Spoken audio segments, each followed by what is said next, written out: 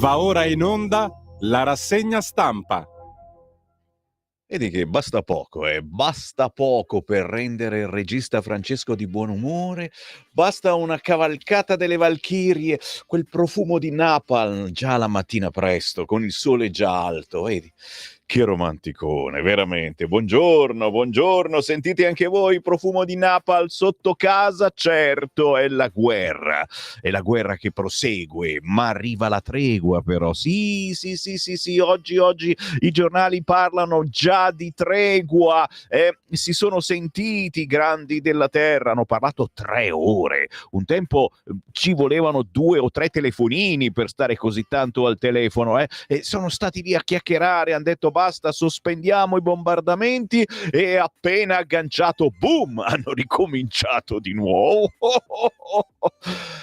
Securbet, meglio comprarsi un sistema d'allarme, ci state pensando, dite la verità, e salutiamo il nostro sponsor Securbet che crede in Radio Libertà, e voi come minimo, se siete nostri ascoltatori fedeli, lo dovete chiamare per chiedere maggiori informazioni, perché avete guardato e non avete ancora un sistema d'allarme a casa. Cosa aspettate? Che vi entri la Salis? Contattate Securbet. Il prossimo passaggio della pubblicità è alle 9 con il redazionale di Sammy Varin. Buongiorno, buona festa del papà, è il 19 marzo, sì, San Giuseppe, festa del papà, auguri a tutti i papà, ma anche e soprattutto ai nonni, che sono quelli che ci hanno un pochino insegnato a essere papà, e nel mio caso sono un papà un po' strano, i miei figli me lo riconoscono, sono strano, ma sai, è bello avere anche un papà allegro, un papà che spara cazzate, un papà che quando lo senti ti chiedi sempre, ma è serio o sta scherzando? E ve lo chiedete anche voi, certo. Infatti mi hanno messo a fare la rassegna stampa. Sì, sta per partire la rassegna stampa su Radio Libertà, che è seria, ma tutti voi vi chiedete, mentre vi leggo i titoli, sta inventando le cose o davvero c'è scritto così sul giornale? No, c'è proprio scritto così sul giornale. Vedrete tra poco. Intanto, piatto ricco micifico, devo ringraziare tutti coloro che scelgono Radio Libertà e Sammy Varin la mattina presto per scrivere, perché già quest'oggi leggerò i vostri messaggi, stanno già arrivando al 340 67 09 659, scrivete il vostro messaggio del mattino per Sammy Varino, scrivete il vostro pensiero davanti alla tregua che arriva, ma non c'è ancora, scrivete un messaggio per la festa del papà, certamente. Scrivete, siamo una radio che ascolta. Noi parliamo, ma soprattutto ascoltiamo. Certo, trasmettiamo e anche tanto, e io voglio ringraziare chiaramente tutti i politici che scelgono la mia trasmissione. Uno dice, ma perché tutti da te, Sammy Varin? Fatto sta che abbiamo non so quanti... Abbiamo la trasmissione strapiena quest'oggi. Grazie. Anche perché le polemiche non mancano, gli argomenti sono molti. In Piazza del Popolo a scrocco col PD, questa roba non c'è andata giù. La manifestazione di sabato scorso è stata pagata dal Comune di Roma, targato PD? Non ci credo. Ci crede invece Simonetta Matone, che avremo ospite, deputata della Lega, alle 8:45 questa mattina. Alle 9 arriva il sottosegretario alla presidenza del Consiglio Alessandro Morelli, e la prima domanda che gli faccio: che fine ha fatto il DDL sicurezza? Perdonami, perché qui ci stanno a menà.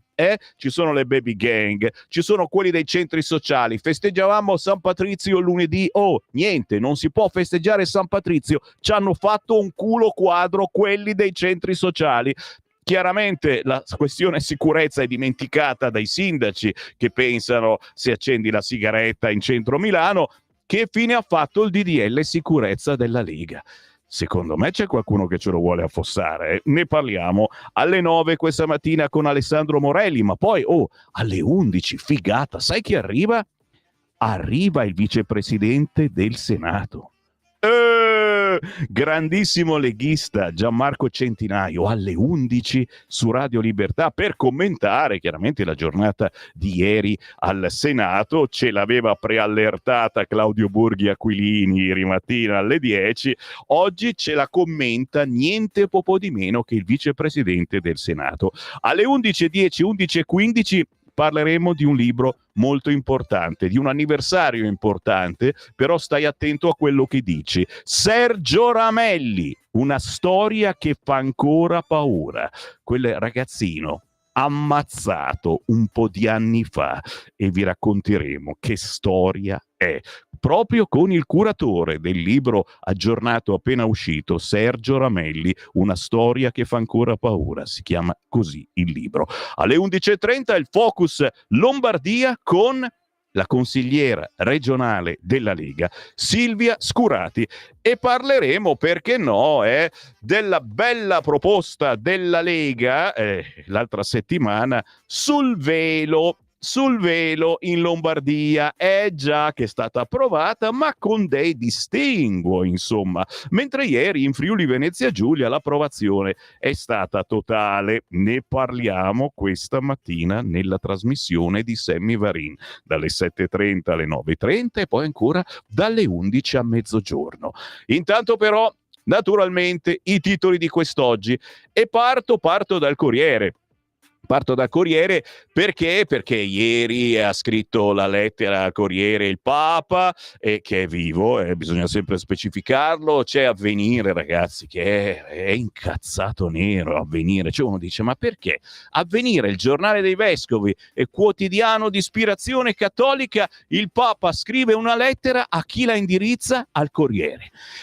Ora ci viene in mente che abbia sbagliato. Ho sbagliato, perdonate.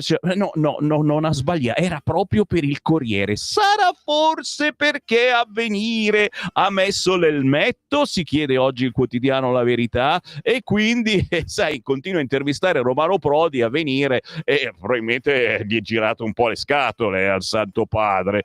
Torneremo su questo. Intanto il titolo del Corriere, del Santo Corriere della Sera, è Kiev, la tregua debole di Putin. Ti senti debole? È la tregua debole. Impegno comune per arrivare a una pace duratura. Il Cremlino, ma basta aiuti. Berlino approva il piano di riarmo illimitato, ragazzi, come i gigabyte illimitati. Wow! Al telefono con Trump per 2 ore e mezza. Lo zar, stop di 30 giorni ai raid contro le basi energetiche. Sì, il problema è che appena appeso hanno subito bombardato una centrale in Ucraina. Sempre sul Corriere, Israele riprende gli attacchi, bombe su Gaza, strage di bambini, oltre 400 morti. Netanyahu, liberate i rapiti. Io non so che fine abbiano fatto i rapiti, sinceramente non voglio neanche pensarci, ma con le stragi che stanno facendo di bambini a Gaza non penso stiano tanto bene i rapiti, ma speriamo bene. Siamo sempre sul Corriere, niente truppe in Ucraina, no a manovre correttive. La linea di Meloni al Senato, oggi ricordiamolo c'è la Camera, e alla Camera potrebbero esserci anche diverse mozioni del centrodestra. In vista del prossimo Consiglio europeo di Bruxelles, la Premier è intervenuta nell'aula di Palazzo Madama. Rafforzare la difesa non vuole dire solo comprare armi, e questa è bella, insomma, rafforzare la difesa non vuole dire solo comprare armi. Protestano duramente le opposizioni, anche loro però sgualcite, rotte in tanti pezzettini. Renzi che punge, Meloni cita Pericle, poi non risponde, non ha coraggio, non è libera né felice. E lui invece è sempre contentissimo con i soldi che ha fatto in giro per il mondo, ma è finita la pacchia. Decisa la replica della Presidente del Consiglio, l'esercito europeo non è all'ordine del giorno. Il piano di difesa UE è annuncio roboante rispetto alla realtà ed esclude manovre correttive. Tutto bene? Direi di sì, ma tra poco lo vediamo, perché ieri è stato in Senato anche il giorno di Claudio Borghi Aquilini e pure lui ne ha dette. Il caffè di Massimo Gramellini, dedicato alla festa del papà, anche se non ci dice assolutamente niente di nuovo. Ve lo leggo. Esserci o non esserci, questo è il problema dei padri, di cui oggi si festeggia l'esistenza o forse la sopravvivenza. Il professor Crepè ha ragione, siamo diventati troppo apprensivi e non diamo più ai figli la possibilità e il gusto di sbagliare. Non vale per me, ragazzi, veramente, non vale per me. L'anno scorso un rappresentante della categoria mi segnalò con toni allarmati la pericolosità delle matite appuntite nel portapenne dei bambini. Ma appena quei temibili ordini furono sostituiti da più innocui pennarelli, cominciò a preoccuparsi per il trauma che la scomparsa improvvisa delle matite appuntite avrebbe potuto provocare nella psiche di suo figlio. Padre apprensivo, direi poco. Se siamo diventati molli è per reazione verso la durezza dei nostri padri, che erano sì autorevoli, ma spesso anche assenti o indifferenti. Abbiamo rigettato il vecchio modello, però non siamo ancora riusciti a trovarne uno nuovo che si collochi nel giusto mezzo tra la presenza assillante di oggi e l'assenza giudicante di ieri. Io avevo un po' paura di mio padre, mentre mio figlio non ha minimamente paura di me. Però quando attraverso una stanza al buio grida il mio nome, forse perché per lui papà è un suono di luce che lo rassicura e gli rischiara il cammino. Che alla fine sia questo il modello da perseguire, cioè dobbiamo spegnere la luce in casa e sentire cosa dicono i bambini? Se ti mandano affan vuol dire che non ha funzionato l'esperimento. Esserci senza esserci. Lasciamo che si inoltrino da soli nel buio, che cadano e si rialzino finché non avranno più paura di cadere. E però rimanere acquattati nelle retrovie è cosa importante, senza fare nulla, ma pronti ad accendere la luce. Bravo Massimo Gramellini, resterò acquattato. Ogni tanto lo faccio, ragazzi, ogni tanto lo faccio, io mi metto sotto il tavolo, giuro, tu dici, ma racconti i cazzi tu, mi metto sotto il tavolo quando tornano da scuola, no? E appena entrano in casa i ragazzi faccio wow wow wow wow, li faccio saltare per aria. Va bene, avete scoperto un altro lato di papà Varin, ma bisogna essere un po' allegri, un po' diversi. Poi è logico, adesso il papà e anche la mamma non esistono più perché c'è internet e quindi è inutile che stiamo qui a menarla. Tutto quanto viene raccontato da internet, da YouTube, qualunque cosa. Hanno bisogno di sapere qualcosa, lo scrivono su Google, gli viene fuori, lo chiedono all'intelligenza artificiale e quella è diventata la mamma dei nostri bambini, il papà dei nostri bambini. È un brutto momento per noi padri che dovremmo farci sentire un po' di più. Ma se mettiamo il ditino un po' troppo così, insomma, vuoi fare il patriarcale? Meglio essere schisci. C'ho la tosse, sono malato, lasciami stare, sto zitto. Infatti, Sammy Varin quando arriva a casa se ne sta zitto e buono. Come siete voi con i vostri figli? Ecco la prima domanda di Sammy Varin. Dai. Rispondeteci QCQ 340 6709 659. Cominciamo bene, dici. Vai sul Fatto Quotidiano, pompa il Fatto Quotidiano, vediamo cosa dice la telefonata. Ma Francia e UK, Kiev l'armiamo noi. Ursula pronti alla guerra. Davvero è sta roba? Cioè adesso si sta cercando di fare la pace e l'Europa si prepara alla guerra. Cioè ha detto così ieri Ursula. Pronti alla guerra, prepariamoci alla guerra. E uno che vive in Europa cosa deve pensare? Ma è scema questa? No, è la verità però, perché se l'America molla la NATO, alla fine non abbiamo più il famoso ombrellino. Comprare ombrello, l'ombrello andiamo fuori dalla metropolitana, compra ombrello nucleare, buono, e Macron te lo vende. E cosa facciamo senza l'ombrellino? Trump, Putin, tregua energetica in Ucraina e niente più armi USA. Primo passo per la pace, siamo sempre sul Fatto Quotidiano, 3 ore di colloquio anche su Medio Oriente, nuovo ordine mondiale, Zelensky brontola, ma poi si allinea. Anche questo brontolare di Zelensky, signori, e tu dici che se ne deve star zitto con tutti i soldati che gli muoiono ogni giorno, è vero. Giro giornale, sono sul Giornale. Anche qui accordo sul conflitto, telefonata Trump-Putin, prima tregua in Ucraina, i due leader stop ai raid sulle centrali, Zelensky, Mosca non è pronta alla pace, esplosioni a Kiev, Meloni no all'esercito unico UE, dazi, margini per una intesa. Uno dei punti delle trattative, in centropagina sul giornale, basta armi a Zelensky. L'Europa dice subito no. Il nuovo mondo è in una telefonata in cui i grandi del pianeta decidono il futuro. Tutti gli altri assistono cercando di interpretare le mosse dei due protagonisti. E in effetti oggi sui giornali, non insisterò molto, ve lo dico subito, c'è questo polverone perché non si sa che cosa si sono detti effettivamente per certo questi due grandi, per cui ogni giornale azzarda, spara, capito? A proposito, sinceramente voglio essere diverso, grande come l'universo, sono in una radio che si chiama Radio Libertà, non voglio insistere e andrò anche su altri argomenti perché la vita prosegue. Oggi vivete, mi state ascoltando, pronto? Ci siete? E allora magari parliamo anche d'altro, anche se certamente da questa guerra, da questa pace dipende il nostro futuro, anche quotidiano, anche quello di quando usciamo di casa e andiamo a comprare il pane, perché se il pane aumenterà di nuovo a dismisura, sarà certamente anche colpa della guerra o della paura della guerra.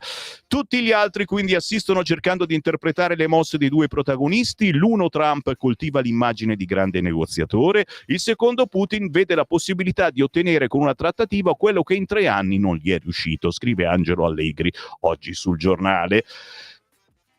Alessandro Sallusti, non dico che difende l'Europa, però parla del senso delle armi e ci spiega un po' meglio. Sarebbe banale ricordare che solo grazie alle armi, quelle usate dagli alleati e dalla resistenza, oggi l'Italia è una democrazia e non più una dittatura.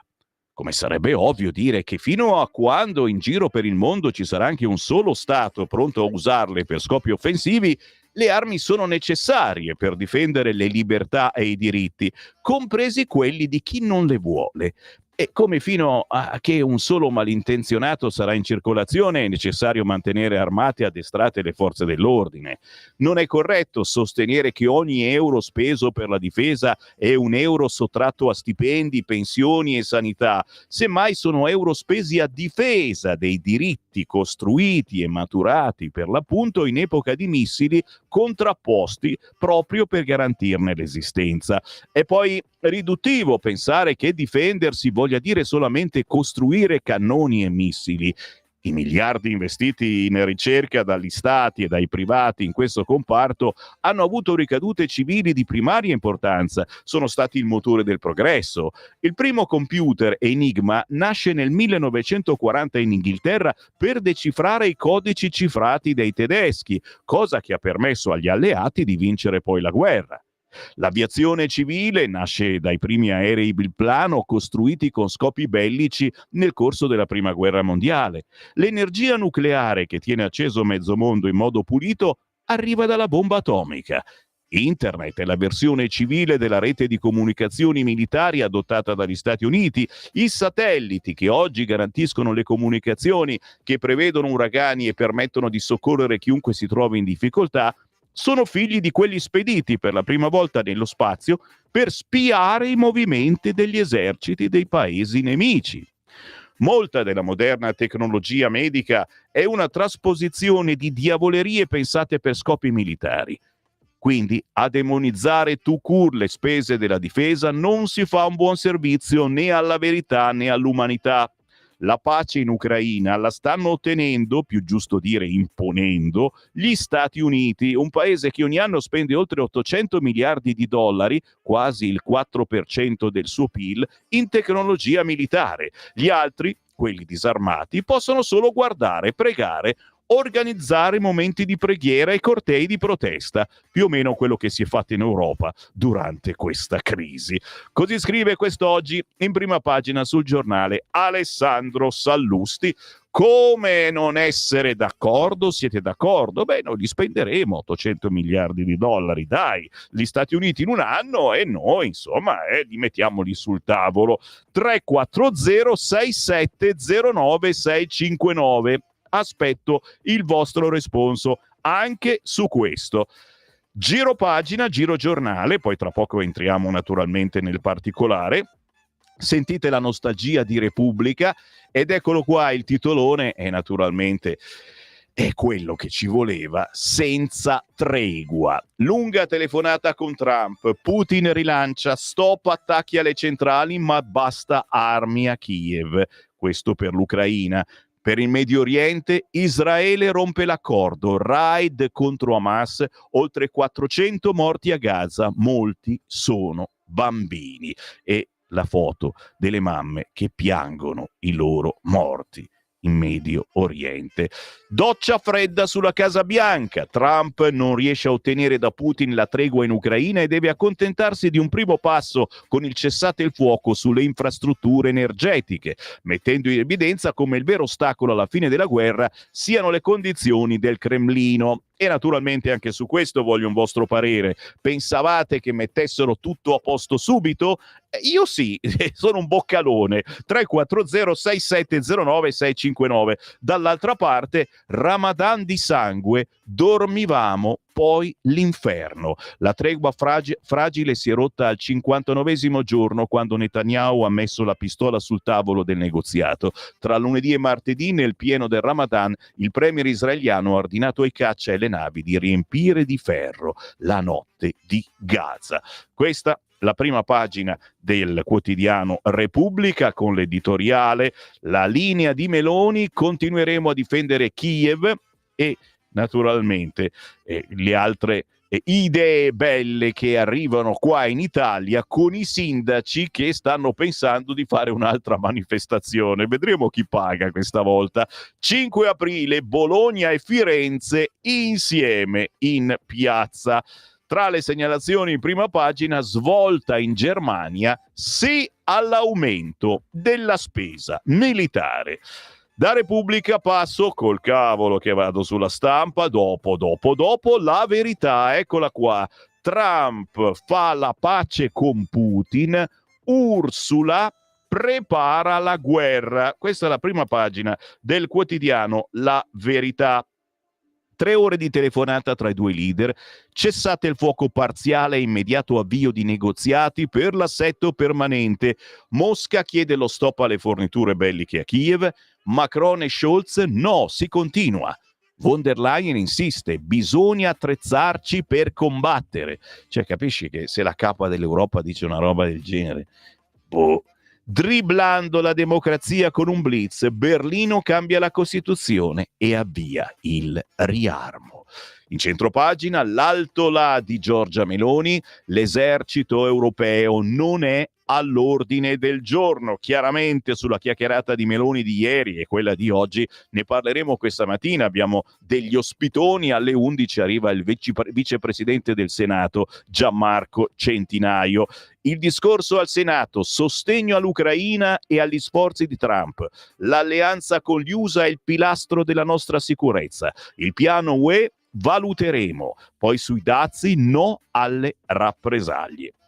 Siamo sulla verità, tangente al CSM per fare leggere un PM, il virgolettato. Ecco il verbale in cui il principale indagato della banda degli spioni di Milano parla di una presunta stecca da centinaia di migliaia di euro che sarebbe stata versata al plenum per condizionare una nomina in procura. Ma sempre sul quotidiano La Verità, Draghi denuncia il flop delle sue politiche, ritenta con la difesa, scrive e commenta Claudio Antonelli, energia troppo cara, condizionatori spenti, ma ora l'ex premier piange sui costi, scrive invece Sergio Giraldo, ma ancora sul quotidiano La Verità e si parla di Avvenire, schiaffo del Papa ad Avvenire, che tifa per la piazza con l'elmetto. Lettera al Corsera, vescovi gelati. Avvenire continua a flirtare con quelli del Serra Pride e il Papa, per tutta risposta, lo snobba. Per parlare di pace sceglie una lettera al Corriere, quotidiano bellicista ma almeno non dipendente dalla CEI. Il cardinale Matteo Zuppi recepisce il messaggio e immantinente si riallinea. Il dialogo è l'unica via. E vedremo cosa titola quest'oggi il quotidiano Avvenire. Ancora la prima pagina della Verità, ricchissima quest'oggi, e la notizia terribile, ragazzi, che io stento a crederci.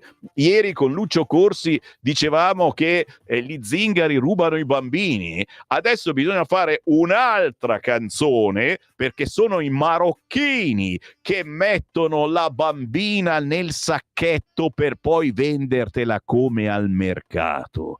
Mi viene da vomitare. Io c'ho il pizzaiolo marocchino.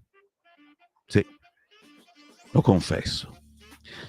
Confesso a voi, cari ascoltatori di Radio Libertà, di andare a comprare la pizza una volta alla settimana da un pizzaiolo marocchino.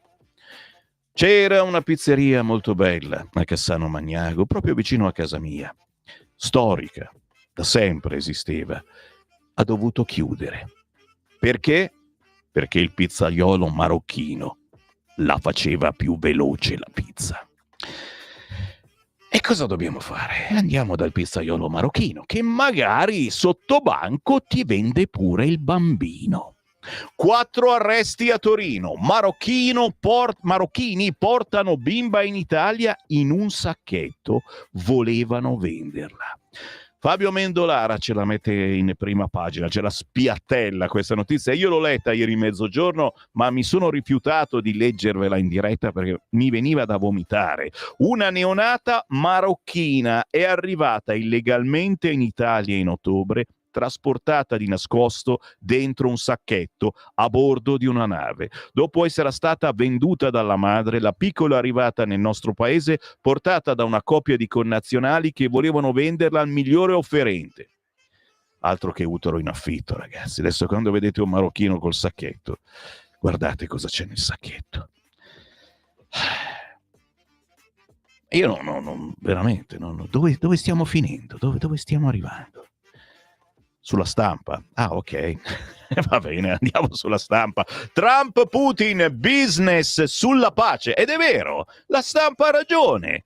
Perché alla fine devono fare business, come dopo ogni guerra, ragazzi, ci si è spartita la terra, si è chiesto soldi qua, là, cioè, ma è normale. Trump, Putin, business sulla pace, titola oggi il quotidiano La Stampa. Però la fermiamo sta cazzo di guerra. Trump e Putin si sono parlati per quasi 2 ore e mezza. La telefonata è iniziata qualche minuto prima delle 10 sull'ora di Washington per terminare verso le 12:30. È stata la seconda volta che i due leader si sentivano da quando Trump è tornato alla Casa Bianca. Il precedente risale al 12 febbraio, quando gettarono le basi per l'incontro delle delegazioni a Riyadh. Cioè non ce ne fotte niente della prima pagina della Stampa, facevano a meno di scrivere questa cosa, va bene. I personaggi, se Meloni si rifugia nella palude tattica, deve stare in equilibrio la Meloni e fa bene. Flavia Perina. Francesca Schianchi scrive invece quel fragile accordo tra Schlein e riformisti, se lo dicono loro, a noi sembra proprio di no, vediamo oggi alla Camera. La sfida di Draghi, usare gli eurobond, scrive invece Alessandro Barbera. Ma in centropagina, naturalmente, Gaza, l'orrore è tornato, con immagini veramente strazianti. Tregua interrotta, Israele bombarda la striscia, 400 morti, molti bimbi, l'ira delle famiglie e degli ostaggi. Ci fermiamo, c'è la pausa, per fortuna, mamma mia, alle 8 arriva il pianista. Oggi c'è Massimo Magni. Stai ascoltando Radio Libertà. la tua voce libera, senza filtri né censura. La tua radio.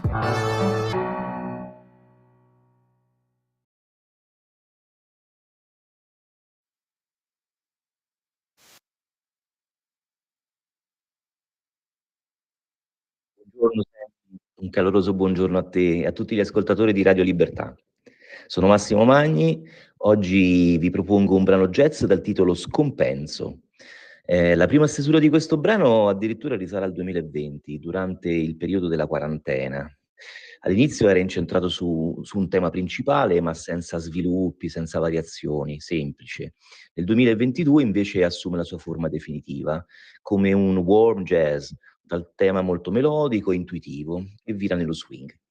Il titolo non si riferisce realmente ad una condizione medica, ma a quello stato d'animo che proviamo durante un amore travolgente. Buon ascolto a tutti.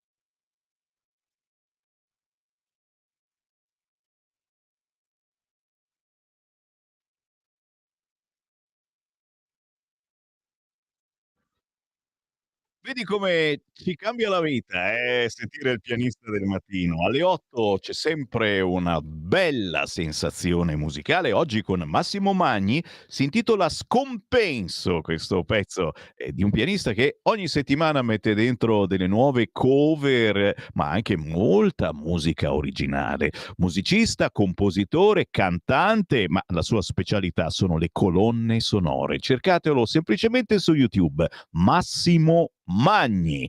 Con il buongiorno rinnovato, buona festa del papà, buon 19 marzo, buon San Giuseppe a tutti da Sammy Varin. Certo, in questa valle di lacrime cerchiamo di fare un po' d'allegria, anche se non è per niente facile, ma qualche notizia carina tra poco ve la snocciolo. Intanto un po' di messaggi che stanno arrivando copiosi e vi ringrazio al 340 6709 659, perché la mia è una rassegna che si può commentare, caso unico nel mondo. Ieri ho udito alla nostra radio l'affermazione che i morti palestinesi erano tutti terroristi. Ciò mi ripugna profondamente. La mia formazione cristiana mi dice che ho un'anima, una coscienza e una sensibilità per le sofferenze altrui. Non dobbiamo mai dimenticare di essere uomini e non mostri assetati di sangue. Chi bombarda impunemente dall'alto nei propri aeroplani un campo profughi, massacrando alla cieca uomini, donne e bambini, quello è un vero terrorista. E così fecero nel 44-45 gli anglo-americani, quando bombardavano le nostre città indifese solamente per terrorizzare la popolazione. Ma poi si fecero chiamare liberatori e noi gli abbiamo creduto. E naturalmente questa è una radio ancora libera, ci chiamiamo Radio Libertà, potete dire e pensare tutto quello che volete e me lo potete inviare al 340 6709 659. Da parte mia chiaramente tanta pena e grande pena per questa gente. Terroristi? Non penso tutti terroristi che stanno morendo a Gaza. Soprattutto, ribadisco, per i bambini, e la mia paura, perché poi c'è anche la paura, è pensare con quale sentimento cresceranno questi bambini bombardati. Intorno a loro non c'è più nulla. Quale sentimento, di più, quale risentimento matureranno dentro di loro questi bambini bombardati, e dove andranno poi a sfogare, perché prima o poi ci sarà una reazione, la loro arrabbiatura quando saranno più grandi. Lascio i puntini di sospensione.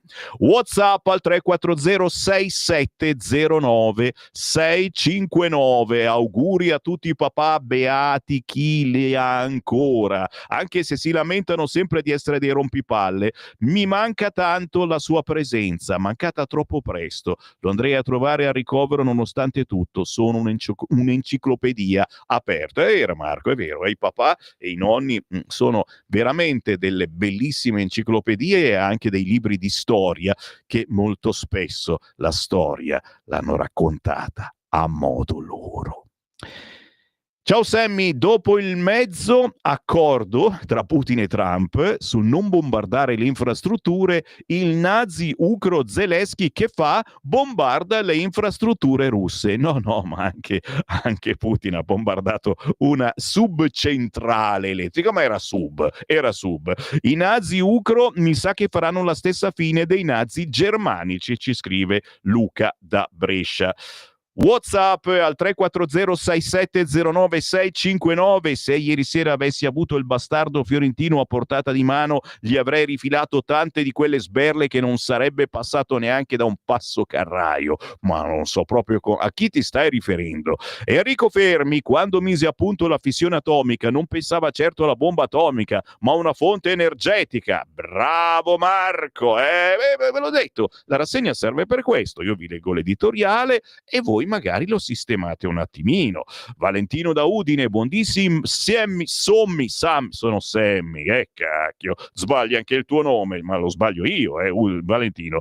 I sindaci di Bologna e Firenze il 5 aprile hanno indetto una manifestazione comune, forse per munirsi di pale e stivali, per andare a pulire gli alvei dei fiumi delle loro regioni? Si scherza, ma non troppo. È difficile essere più inutile e banale di Sallusti, quello del giornale. Non so perché Varin perda tempo a leggere le banalità di quel nulla. Caro mio, ma io leggo tutto, è bello e brutto, assolutamente. C'è anche un audio, sentiamo cosa dice. In merito al commento sui morti nella striscia di Gaza, intanto i dati vengono dati da Hamas, che è credibile come, non so, Pinocchio, ma neanche, peggio. Secondo, sappiamo benissimo come avvengono le morti rispetto a queste persone che riusano gli scudi umani. Dai, basta con queste cialtronate, lo sanno tutti. Grazie caro, come dico sempre io, la verità sta nel mezzo. Nessuno ricorda che i russi hanno perso 27 milioni di persone per liberarci dai nazisti. Vedete come si accende poi la discussione? Non andiamo più a casa. Fammi leggere l'agenzia ANSA. Arrestato il sindaco di Istanbul, c'è anche la musichetta, la generazione bellissima, no, lasciala su che è carina, no? Arrestato il sindaco di Istanbul, chiusa la metropolitana per timori di proteste, stop ai social. Perché proteste? Perché il sindaco di Istanbul era il principale rivale di Erdogan. Imamoglu ha affermato: centinaia di poliziotti hanno fatto irruzione in casa mia. E come facevano a starci tutti? Chiusa la metropolitana e stop ai social. Non scherzare, Sammy Varin, ma chiaramente non è una buona notizia quando si arresta chi la pensa in modo diverso, ma anche chi semplicemente viene menato perché dice una roba diversa. Tra poco ci arriviamo, perché noi sui Navigli, noi della Lega, noi giovani della Lega, l'altra sera insomma ci sono saltati addosso quelli dei centri sociali perché semplicemente facevamo un banchetto in zona Naviglio. Tra poco ci arriviamo. Vado, dove vado? Dove vi mandate, Sammy Varin? Dai, la stampa ve la siete digerita. Andiamo sulla prima pagina del quotidiano. Dov'è? Eccolo qua, Libero. Putin tratta, l'Europa no. Lo squillo di Trump, storica telefonata, lo zar ferma gli attacchi alle centrali elettriche, però chiede lo stop all'invio di armi. Ma Macron e Scholz dicono no. Zelensky, la Russia non vuole la pace. Meloni e il riarmo di Bruxelles, piano roboante, ma i soldi non ci sono. L'editoriale di Mario Secchi si intitola Il telefono rosso e l'infantilismo dei leader europei.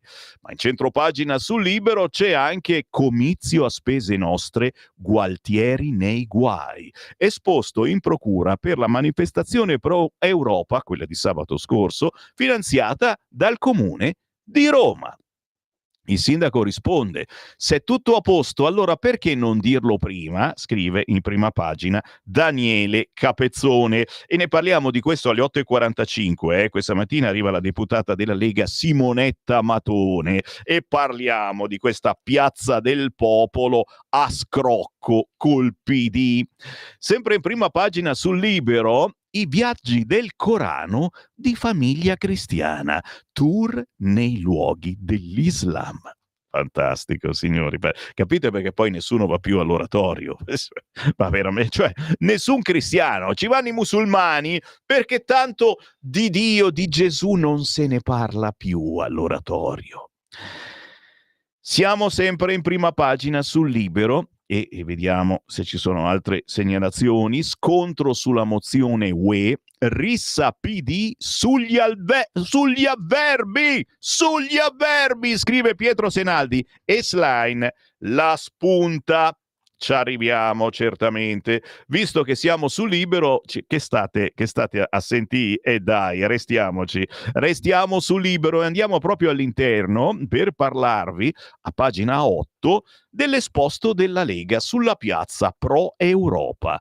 Vampiro Gualtieri svuota le tasche dei romani. Il Carroccio alla Corte dei Conti per fare chiarezza sui 270.000 euro spesi dal Campidoglio per la manifestazione finto pacifista di sabato scorso. Il sindaco nega spazi alle associazioni, poi finanzia i comizi politici, dice la Lega.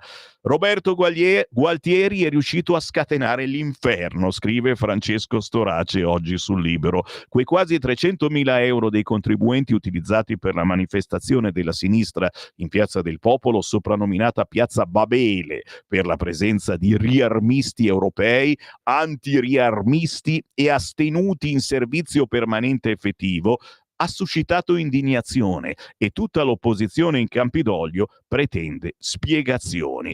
Ne vedremo delle belle e naturalmente ascolteremo questa mattina Simonetta Matone alle 8:45, soprattutto perché i romani qualche problemino a Roma ce l'hanno, le famose buche non sono mai state riparate e qui a Milano tacciamo di infinite cose e a Cassano Magnago, dove vive Sammy Varin, lasciamo stare, è impossibile girare in macchina, sembra di essere davvero in una giungla, che stanno facendo buchi da tutte le parti e attacca le tubature di questo e di quell'altro, eccetera. Praticamente sembra di andare in mare aperto durante la tempesta a Cassano Magnago, in provincia di Varese. A Milano invece no, certamente ti fai fuori un giro di gomme ogni mese, perché i buchi diventano ancora più grandi e quando li riparano è peggio, ragazzi, è peggio, perché c'è una gragnuola di sassolini ogni volta che ci passi sopra. Al 100° passaggio get enter più niente. Dopo il maltempo, Bologna e Firenze pronte a organizzare la Dunata bis. Wow! Lepore, il sindaco di Bologna, dice: ce lo chiedono tanti cittadini. La collega Funaro si accoda e l'Ampi contesta: il riarmo non è la soluzione. Quindi un'altra adunata di tutti questi che lo vogliono, che non lo vogliono, e non si capisce niente, ma chi paga? Siamo sempre sul Libero. Altra notizia, ve l'ho detto, la guerra, mica la guerra, sì, certo, ne parliamo, ma cerchiamo anche di menarvi su altre notizie, perché avete scelto Radio Libertà, altrimenti andate su Radio Popolare, Popo, o andate su Radio 24, che vi piace ancora di più, ma bene, andate lì e vi sentite i soliti giornaloni con le solite cazzate, che ognuno oggi dice quello che gli pare. Non significa nulla, perché non sa nessuno cosa si sono detti effettivamente Trump e Putin. Non c'è più religione. Pagina 10 di Libero. Famiglia cristiana organizza il viaggio nei luoghi del Corano. Per celebrare il giubileo, lo storico settimanale cattolico, per celebrare il giubileo, si rende protagonista di una curiosa conversione islamica e propone un pellegrinaggio di 8 giorni tra Qatar, Abu Dhabi e Dubai. Wow, ma chissà se c'è anche l'incontro con Di Maio. Fatto sta, signori, che ne parla quest'oggi solo il quotidiano Libero. C'è anche il volantino, guarda qua, ma guarda, ma fammelo vedere bene, eccolo, il giubileo della speranza tra Bibbia e Corano, che uno magari ci fa anche un pensierino, dice: ma sì, mi faccio islamico, è vero. 340 6709 659, ragazzi, se avete ancora coraggio, scrivetemi il vostro pensiero, perché io tra poco lo leggo. Sono arrivati dal Marocco con la bimba nel sacchetto. Si potrebbe fare una canzone. Lucio Corsi! Per venderla in Italia. Sono arrivati dal Marocco con la bimba nel sacchetto per poi venderla in Italia. La coppia di nordafricani avrebbe comprato in patria la neonata dalla madre naturale. Poi si è fatta ospitare da 2 connazionali. La piccola sta bene. È stata per giorni in un sacchetto di plastica. L'hanno presa, o peggio ancora acquistata, dalla madre marocchina, scrive Simona Pletto oggi sul quotidiano Libero. L'hanno nascosta dentro una busta di plastica, l'hanno imbarcata clandestinamente in una nave diretta in Italia per rivenderla forse al miglior offerente. Un fagottino di appena 2 mesi, costretto prima a un lungo viaggio in mare, dentro una soffocante busta della spesa, e poi passato di mano in mano a diversi connazionali che avrebbero dovuto decidere del suo già triste destino. A me viene da vomitare, non lo so voi quanto ormai siete diventati scafati in queste cose. Noi che ci viviamo nelle notizie, no, non ci possiamo abituare a roba del genere, non ci possiamo abituare. Giro pagina e siamo ancora sul Libero, tanto per dirvi che ci sono altre notizie. Il mondo continua, nonostante la telefonata di ieri. E allora guardate, a proposito di notizie molto gravi, signori, Orbetello assaltata dai centri sociali, sicuramente, dai black bloc, le baby gang, sì, tutti figli del barcone, lo sapevo. Orbetello, provincia di Grosseto, che vergogna. Orbetello assaltata dai moscerini. La gente si barrica, aiutateci. Ma cazzo, ci avete paura pure dei moscerini? Dio mio, il DDL sicurezza della Lega non comprende i moscerini.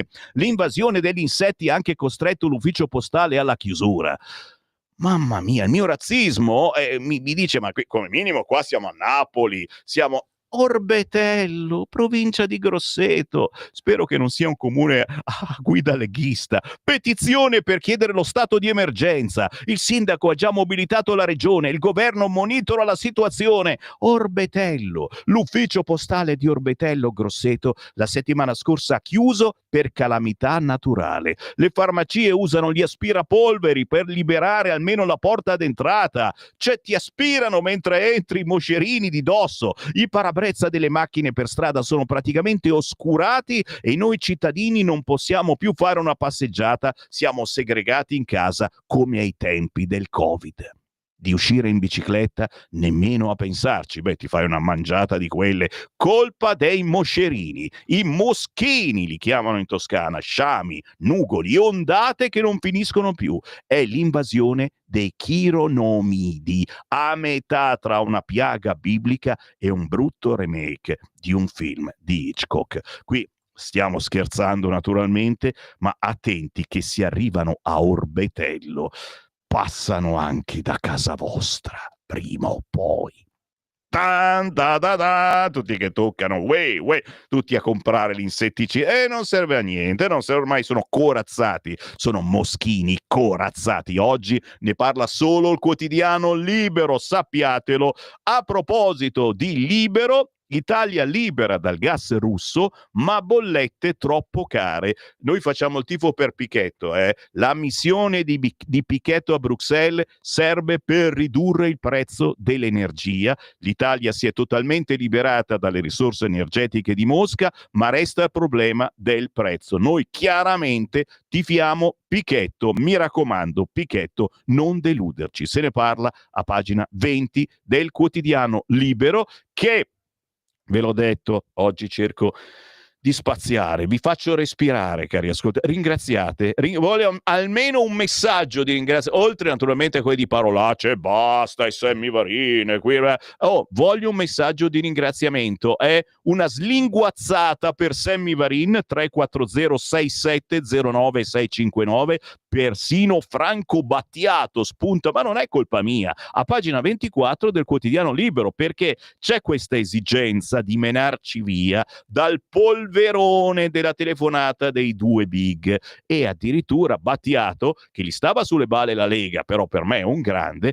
il pensiero di Battiato secondo Battiato. A 80 anni dalla nascita, un libro raccoglie l'immenso lascito filosofico e morale di un pensatore prestato alla musica pop. Per gli 80 anni di Franco Battiato, Mondadori pubblica All'essenza, la prima ricca e completa raccolta dei pensieri e delle frasi del cantautore, rilasciata nelle tante interviste e riordinate in modo da ricostruire la sua filosofia di vita. È il libro ufficiale della Fondazione Franco Battiato, curata da Giordano Casiraghi, un'autobiografia postuma ricca di informazioni sull'uomo e sul musicista. Per gentile concessione dell'editore, oggi Libero pubblica alcuni dei pensieri più interessanti sul misticismo, sofisti intellettuali, sul centro di gravità, l'imbrunire e la notte, l'eremitismo, la musica, animali e uomini. Spero che non sia inserito in questo libro anche la frase sulla Lega. Lasciamo stare. La corazzata Potienchi compie 100 anni, altro che cagata pazzesca. Per colpa di Fantozzi è diventato il film simbolo della noia, ma il Colossal sulla rivoluzione russa è uscito nel 1925, è un concentrato di emozioni, tecnica, pathos. Ve la ricordate la carrozzina che cade dalle scale? Che emozioni! Beh, se ne parla, pagina 26, il quotidiano Libero, che poi finisce con una cosa che chiederemo alle 9, arriva il sottosegretario Alessandro Morelli, parlando di Milano Cortina. Zittite le cornacchie, la pista da bob è pronta alla scoperta dell'impianto che ospiterà anche lo slittino e lo skeleton. Smentito l'allarme ambientalista e ritardi, lunedì la pre-omologazione. Ne parla Leonardo Iannacci oggi a pagina 31 del quotidiano Libero, che infine parla anche dell'assalto dei centri sociali alla festa leghista. Lunedì avevamo fatto un presidio per San Patrizio sui Navigli, si intitolava "Bevi una pinta, dimentica la giunta", che non è male come titolo. Delirio in Darsena, fumogeni, petardi e uova contro i giovani del partito. Arriva la polizia in tenuta antisommossa. Che schifo! E sapete con che striscione sono arrivati quelli dei centri sociali? San Patrizio, Santa Lucia, via gli sbirri, la Lega e la polizia. Ciapala lì. Non si può neanche brindare a San Patrizio e dimenticare per una sera la giunta di sinistra. A proposito, Beppe Surami felice che i militari abbiano agito bene. È giravolta siorri del sindaco Beppe Sala che interviene sul caso Corvetto. Ho parlato in base al video, sì, e la Sardone dice fa come Fonzi, non è capace di scusarsi per le critiche ai carabinieri. Stiamo parlando di quelli che avevano inseguito i due ragazzacci e purtroppo uno è morto e chiaramente lui e Sala se l'era preso coi carabinieri, ma aveva capito male, è che come Fonzi non riconosce mai quando sbaglia. Molliamo il quotidiano, ma ve l'ho detto che oggi è ricchissimo. Libero, al Libero Milano ci ricorda anche che il passaporto adesso si può chiedere in posta, mi raccomando, se avete bisogno del passaporto prendete un appuntamento online, vi presentate agli sportelli con la documentazione apposita, tutto è molto più facile. Sto per fermarmi, certo, ma prima la prima pagina di Avvenire, che ha tolto l'elmetto, ha smesso di intervistare Romano Prodi e spera in una letterina del Papa anche per Avvenire: il sangue è una speranza tra bombe e prove di tregua. La pace che si allontana in Medio Oriente con una strage di bambini e le condizioni di Mosca per il cessate il fuoco in Ucraina. Israele torna a colpire Gaza, 400 morti, 2 ore di telefonata Trump-Putin. Stop solo agli attacchi delle centrali. Questa la prima pagina del quotidiano Avvenire. Mi fermo? Sì, mi fermo certamente, ma ritorno tra pochissimo perché adesso c'è il nostro sponsor Acerbis, poi c'è il meteo, c'è la canzone indipendente di Vic and the Daughters of Jive, si balla, e poi ancora quotidiani. Stai ascoltando Radio Libertà. la tua voce libera, senza filtri né censura. La tua radio.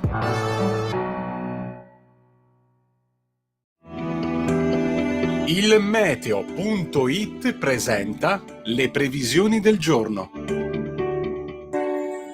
Risveglio gelido su parte dell'Italia con temperature localmente sotto zero anche in pianura al centro-nord. In mattinata sole prevalente, salvo locali addensamenti sulle isole maggiori. Dal pomeriggio poche variazioni da segnalare, con prevalenza di cielo azzurro quasi ovunque, salvo qualche nube sparsa su Sicilia e Sardegna. Temperature massime in aumento e venti in attenuazione. Per ora è tutto da ilmeteo.it. dove il fa la differenza anche nella nostra app. Un saluto da Lorenzo Tedici. Avete ascoltato le previsioni del giorno. Lo amiamo perché ci offre sempre le cose più buone e naturali. Linea Alberto Acerbis! Eccoli qua i miei amici di Radio Libertà, buongiorno, la primavera alle porte, si sente il profumo, si comincia adesso a sentire il profumo. Saluto la regia, saluto i giornalisti, Cainarca, saluto i lucisti, insomma, buongiorno a tutti. Allora, devo togliermi questa mattina, qualche volta succede, un paio di sassolini. Allora, un paio di sassolini ce l'ho qua adesso e togliamoci questi sassolini. L'olio Acerbis, lo conoscete, c'è chi lo acquista da 25 anni, costa 84 euro. Quest'anno è 2 anni che costa 84 euro, 6 bottiglie da 1 litro, il trasporto non lo pagate. Volete l'analisi chimica dell'olio, ce le chiedete, ve le mandiamo. Le analisi chimico-fisiche, quelle vere, ve le mandiamo. Così le fate vedere all'esperto vicino di casa, c'è sempre un esperto che dice, e ve ne mandiamo 84 euro, 6 bottiglie da 1 litro. Un olio oggi in qualunque supermercato che vedete lì, sono lì, no? Super offerta, prendi 3 paghi 7, insomma, costa intorno ai 12 euro, 11,50 euro, 12 euro. Ma se facciamo anche 11 euro, il nostro costa 14 euro, 3 euro di differenza. Tra il nostro olio Acerbis, che conoscete, è un olio che va bene, 3 euro di differenza. Voi consumate di media, una famiglia consuma 6 bottiglie in 2 mesi di olio, 2 mesi. Quindi sono 18 euro 2 mesi. E voi, perché voi siete molto attenti, e qualcuno per 18 euro di olio extravergine di oliva, che è il principe indiscusso della tavola, che fa la differenza, che insomma è un prodotto importante, ancora più del vino per certi versi in tavola, per 18 euro? Io trovo ancora quelli che mi dicono però Acerbis, io l'ho trovato a meno al supermercato a 11, allora tutti questi anni non sono serviti a niente. Vuoi l'olio Acerbis? Ti fai un'esperienza, prendi uno spaghettino del 5, del 5 chiaramente italiano, lo fai un pochettino al dente, un giro di olio Acerbis, un po' di formaggio, annusa, mangia e fai una delizia. 84 euro, 6 bottiglie da 1 litro, il trasporto non lo pagate. Io non ne ho quasi più, prenotatelo l'imbottigliamento per aprile, 030 68 40 408, oppure olioacerbis.com, perché l'olio Bu, come diceva il mio nonno, serve sempre a regalo. Vi voglio bene, ciao. Stai ascoltando Radio Libertà, la tua voce libera, senza filtri né censure, la tua radio.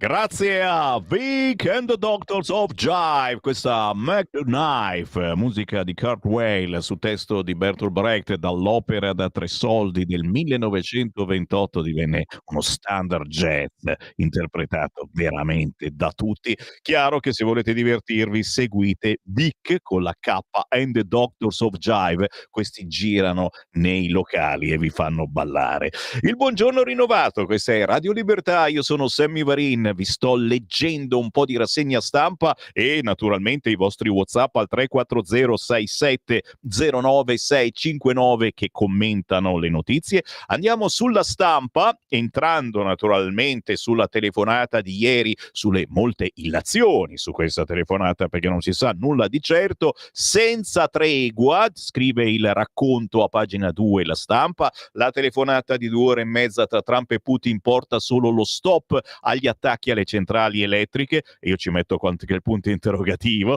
Ora negoziati tecnici per la pace, la Casa Bianca mette l'accento sulla ripresa dei rapporti economici, Mosca smettete di armare Kiev. Tra i punti discussi ieri, secondo la stampa, le centrali, blocco dei raid sull'energia, anche Kiev fermerà i droni, le forniture, la richiesta del Cremlino, niente armi all'Ucraina, gli affari, l'ipotesi di accordo anche sulle terre rare, i militari, scambio subito di soldati, 175 prigionieri per parte.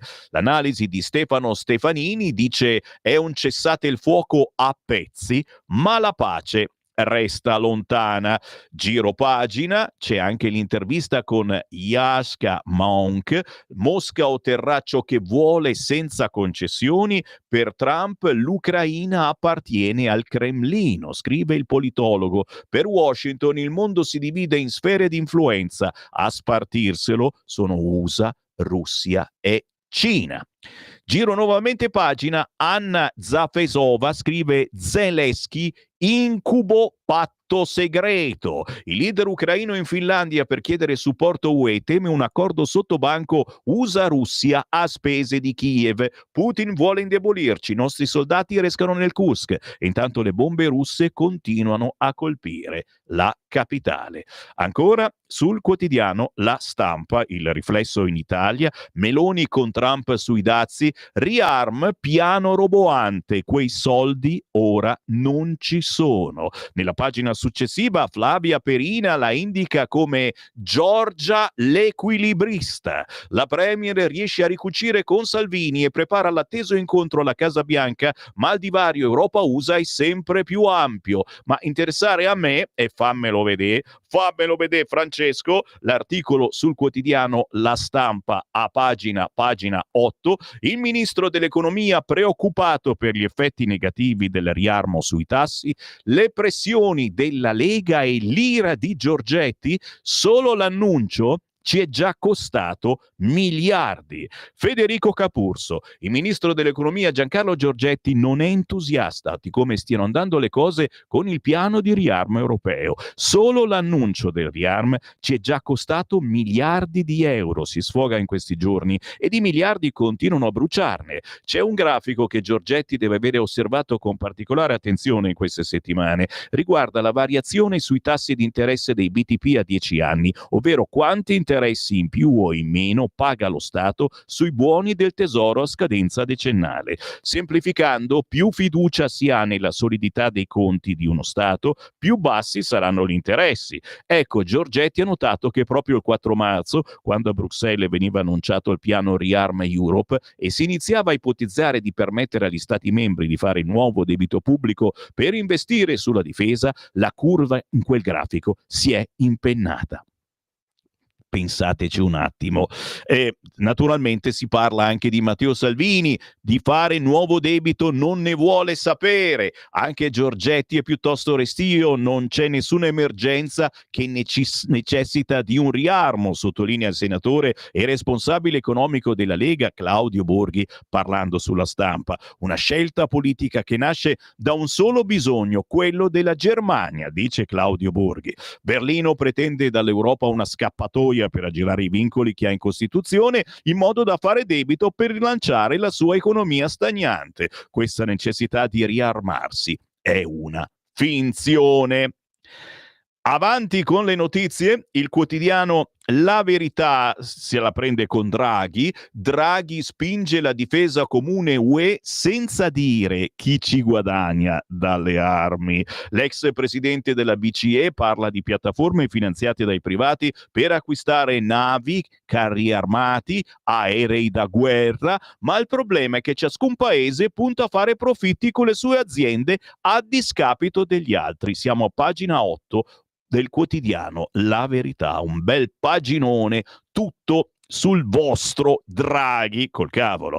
A pagina 12, mentre a pagina 10 c'è Avvenire che benedice la piazza con l'elmetto, il Papa lo snobba e scrive al Corsera, il Foglio della CEI ha flirtato col Serra Pride, per parlare di pace Francesco sceglie via Solferino. Zuppi rinsavisce, ascoltiamolo. Bellissimo, ma che interessa a me, a pagina 12, dal Friuli sia la legge che vieta il velo integrale, e parleremo di questo anche alle 11:30 nel Focus Lombardia con Silvia Scurati, perché precedentemente anche qui in Lombardia abbiamo fatto la stessa cosa, ma con qualche distinguo: previste multe fino a 10.000 euro. Dal Friuli sia la legge che vieta il velo integrale, scrive Paolo Di Carlo sulla Verità. Niqab e burqa proibiti in luoghi pubblici e scuole, il testo passa al vaglio del Parlamento.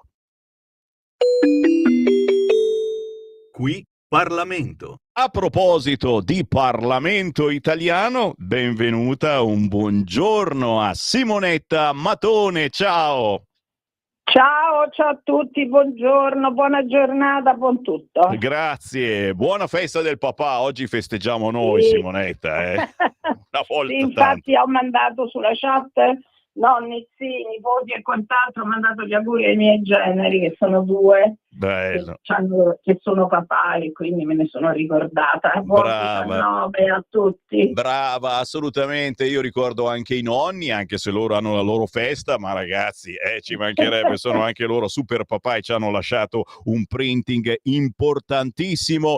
Simonetta, siamo qui a parlare di polemiche, però quello che è successo sabato in Piazza del Popolo già è stata una manifestazione un po' particolare. Adesso che sta uscendo, che sono andati in Piazza del Popolo a scrocco grazie al PD di Roma, è una roba che fa pensare. Hanno pagato i romani questa manifestazione. Allora, per la vostra gioia vi annuncio che ho già depositato un'interrogazione parlamentare ieri sera sulla vicenda. Secondo la Lega, all'interno di tutti quanti i municipi romani ha presentato in tutti e 16 un'interpellanza chiedendo conto e ragione di questo abominio, forte anche del fatto, e qui abbiamo le prove documentali che io ho dovuto, tra virgolette, esibire all'ufficio che vaglia le interrogazioni parlamentari per vedere se sono sorrette da pezzi d'appoggio. Abbiamo tutti i provvedimenti precedenti di diniego da parte del sindaco. Ti faccio un esempio: richiesta della sala più importante che c'è al Comune di Roma per l'iniziativa Tal dei Tali, e abbiamo i provvedimenti di rigetto perché le iniziative non erano condivise. Ti premetto che la richiesta, per esempio, di una sala non comporta, l'uso di una sala non comporta alcuna spesa, perché la sala c'è e i vigili stanno lì a presidiarla, quindi non c'è nessun problema, ma c'è il problema del vaglio ideologico da parte del sindaco. Stavolta si sono superati, perché questa manifestazione è stata pagata, costa l'ira di Dio, io non mi ricordo, mi pare 270.000 euro, aiutami perché non me lo ricordo. Ho 2,70 o 4,70, dovrei guardare le carte, ma adesso non posso perché mi sto preparando per andare. Si arriva proprio vicino ai 300.000 euro, guarda. Ecco, vedi? Pagati da i romani, ma io sono esterrefatta, è un fatto di una gravità inaudita, peraltro per una piazza che era pure divisa, perché che senso aveva questa manifestazione? L'interrogativo qual era? Lo stesso Calenda il giorno prima intervistato, ha detto che nemmeno lui sapeva bene qual era il senso di questa manifestazione. Pro Europa che vuol dire? Pro riarmo, pro 800 miliardi, no, gli 800 miliardi non mi stanno bene. Cioè, era anche divisa questa piazza. Era una cozzaglia di gente che in realtà il sottotitolo era contro il governo, secondo me. Non c'era altro. E sono stati capaci nella loro infinita arroganza, prepotenza, supponenza, perché loro sono depositari del verbo, della verità, perché la verità è questa, e anche questo atteggiamento di superiorità intellettuale che questa gente ha nei confronti di chi la pensa diversamente. E quindi in un delirio di onnipotenza assoluta e totale hanno fatto questo. Perché una cosa è che c'è una manifestazione che tu ti paghi e il comune ha il dovere di garantire l'ordine pubblico. Quindi i vigili va bene, polizia e carabinieri va bene, questo rientra tra i compiti istituzionali, ma il palco e tutto il resto, cioè ma quando mai? Non è mai accaduto. Chiaro, anche perché qualche problemino i romani ce l'hanno, con le buche gigantesche che sono ancora lì. No, abbiamo dei problemi giganteschi, per carità. Roma è una città ingovernabile, quindi fare il sindaco è un atto di grande coraggio, però voglio dire, qui buttare i soldi dalle finestre in questo modo per una cosa che non si capisce nemmeno che cos'è, con viceversa dinieghi di tutti i generi per iniziative non condivise. Chiaro, a noi ci chiedono il certificato antifascista e a loro la piazza è gratis. Ecco, facevano prima a dire facciamo una manifestazione contro il governo in carica, punto. È inutile che la ammantiamo di altro, capito? Quindi, che vi devo dire? Io vado avanti come vanno avanti nei vari municipi, poi chiederemo conto e ragione anche alla Corte dei Conti a questo punto. Direi che è il caso. Esposto quindi della Lega su questi soldi che sarebbero stati spesi. Esposto della Lega, interrogazione, interpellanza in tutti e 16 i municipi e interrogazione parlamentare di Simonetta Latone. E vai. Non servirà a niente, ma io la devo fare. No, ma se no cominciamo a chiedere i soldi anche quando fanno i gazebo, quelli della Lega in Roma, e chiediamo un qualcosa anche dal comune. C'è Marco Rizzo, c'è Rizzo che chiede il rimborso per la sua manifestazione alla Bocca della Verità, quindi adesso tutti... Ma certo, ma come? Io sono andata al gazebo della Lega vicino piazza davanti alla chiesa di Santa Maria delle Grazie domenica, e stavamo con un barchetto senza manco il tettuccio perché non ce l'hanno dato, sono venuti i vigili a controllare. Non ho capito, a costo zero, perché ci siamo messi con un tavolino a fermare la gente che ha firmato contro il riarmo, contro gli 800 miliardi e per la pace fiscale. Hanno firmato, e come? La gente si fermava all'uscita della messa, si fermava a chiacchierare con me. Sono stata un bel po' di ore lì la mattina. Vedete, si chiama anche umiltà politica questa, e dall'altra parte poi... Devo dire che le persone si fermavano perché era un tema molto sentito, in più era subito dopo quell'altra menata del rimborso a quelli che stavano sulla nave Diciotti, anche se non era tra i temi, la gente mi fermava e mi diceva onorevole oppure dottoressa, chi mi conosce da quando ero magistrato, ma veramente dobbiamo ridare i soldi a quelli? Io ho detto sì. Capito? Cioè sono temi molto sentiti dalla gente, perché la gente non ha nessuna intenzione di pensare a 800 miliardi, capito? Quindi io capisco anche la difficoltà della Meloni di barcamenarsi in una situazione di questo genere, mi sembra che ci stia riuscendo perfettamente. Senti, ti rubo ancora un minuto. Ancora un minuto proprio a questo proposito. Ieri se ne è parlato al Senato, oggi se ne parla alla Camera. C'è qualche timore che si possa fare perché sai, ci saranno i 5 Stelle che probabilmente faranno una mozione per dire no a questo riarmo in modo assoluto. La Lega cosa potrebbe fare? Voglio dire, noi numeri ci perdiamo, la maggioranza è assolutamente compatta è passata una linea condivisa, ragionevole e che va bene a tutti, possono presentare tutte le mozioni che vogliono, basta non votarle.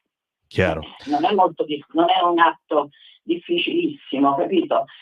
Il bello di avere una maggioranza solida è che, come si dice a Roma, fai come te pare. Minimo. Grazie davvero, sempre un piacere stare con Simonetta Matone, deputata della Lega. Che noi lavoriamo, Vero. A differenza di altri. Parole sante. Grazie Simonetta, alla prossima. Ciao. Qui Parlamento. E naturalmente vedremo oggi cosa succede alla Camera dei Deputati. Intanto sono le 8:52, 10 minuti, arriva Alessandro Morelli.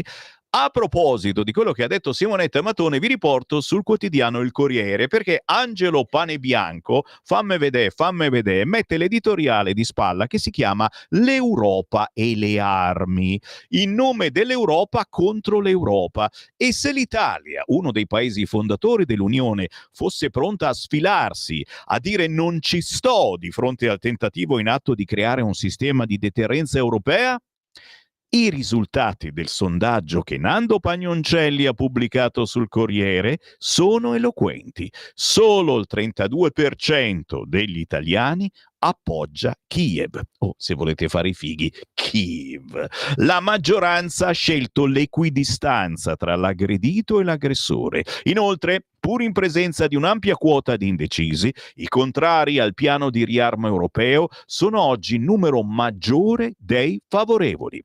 Con questi chiari di luna si capisce perché ci siano forze di governo, Lega, e di opposizione, 5 Stelle, e una grossa fetta del Partito Democratico che cavalcano la protesta pacifista. E si capisce perché il governo cammini sulle uova, in punta di piedi. In Ucraina eventualmente sì, ma non come europei impegnati a garantire la sicurezza di Kiev e quindi dell'Europa, bensì sotto le bandiere dell'ONU. L'ONU è infatti per tanti italiani il ricettacolo di ogni virtù, campione e simbolo di un cosmopolitismo che dovrebbe trascendere, una pia illusione ovviamente, la dura realtà dei rapporti di forza e delle lotte per la potenza. Così scrive Angelo Panebianco quest'oggi sul quotidiano Il Corriere. 340 6709 659. Chiedo a voi naturalmente ogni consiglio, ma sono sul Corriere e ci faccio un giretto. Grosseto, aperta un'inchiesta, malore sulla nave, studentessa muore in gita scolastica. Aurora Bellini, 19 anni, studentessa toscana, è morta dopo essere stata colta da malore mentre si trovava a bordo della nave Cruise Bonaria che aveva appena lasciato il porto di Napoli ed era diretta a Palermo. Aperta una inchiesta. Anche sul Corriere, dal Marocco a Torino, 2 arresti e 2 fermi, neonata nascosta in un sacchetto per essere venduta. E ne parlano, per fortuna i quotidiani ne parlano, anche se magari ci sono diverse sfumature, attenti al giornale che comprate. Stando ancora sul Corriere, vi meno via perché ci sono anche le brutte notizie. A pagina 40, signori, addio alla musica. Il cantautore lascia le scene con un ultimo concerto. Ma chi è? Chi è che lascia le scene? Chi dice addio alla musica? Bugo. Mi ritiro, è l'ora della morte artistica. La cellula creativa non si può riaccendere. Stiamo applaudendo a Bugo, non perché siamo contenti che se ne vada, o perché qualcuno magari è anche contento, ma perché è una missione bellissima, ragazzi.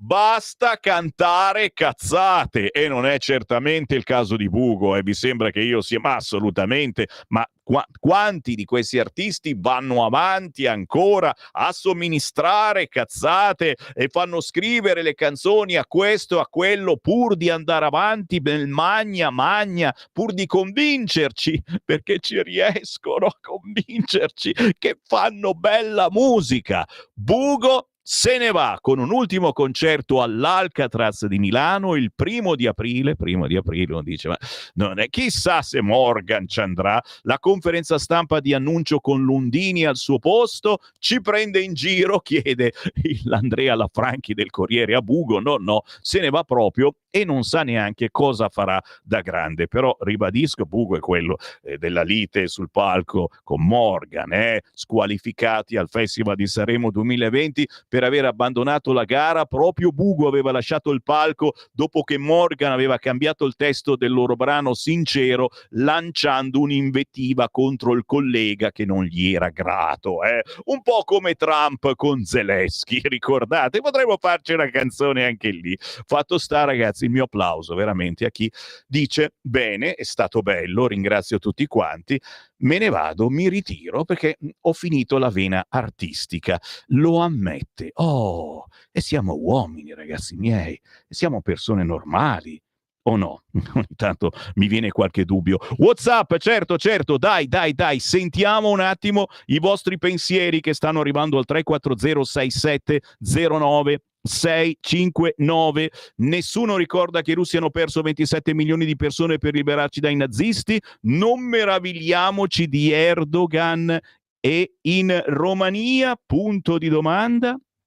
Buongiorno Sammy, ma dico, portare soldi in quei paesi per vedere cosa? Già sappiamo come si comportano, vedi Monfalcone. Chissà di cosa sta parlando Monica. Andate a farvi benedire in un santuario a casa nostra, ne avete bisogno. Ah già, è la famiglia cristiana. Esiste ancora?